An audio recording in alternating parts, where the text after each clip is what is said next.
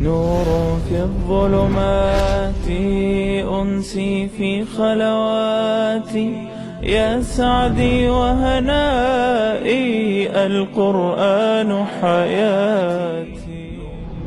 خیلی وقتا گم میشیم. 4 تا لقب بهمون دادن. ما در اسلام تقدسگرایی نداریم. هیچ شیخی و هیچ شخصیتی نباید اجازه بده مردم خان بشن دستش ببوسن. تقدسگرایی در اسلام سبب استبداد دینی و مذهبی خواهد شد. احترام و حرمت و محبت یه چیز دیگه است، اما خم شدن، دست بوسیدن،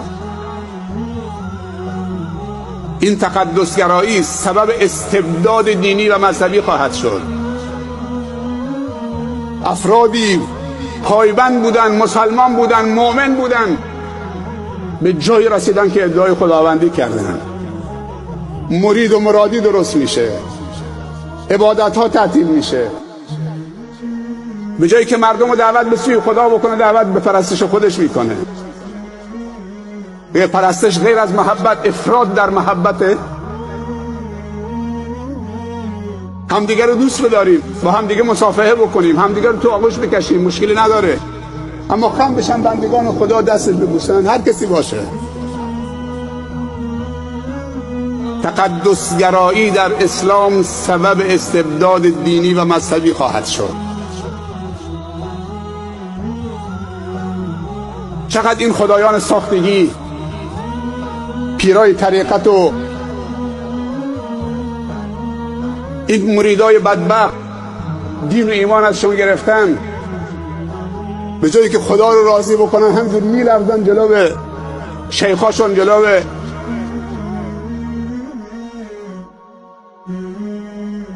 این قلب باید آزاد بشه. آزادی این قلب، این که از عبادت عباد در بیاد و به عبادت رب العباد داخل بشه.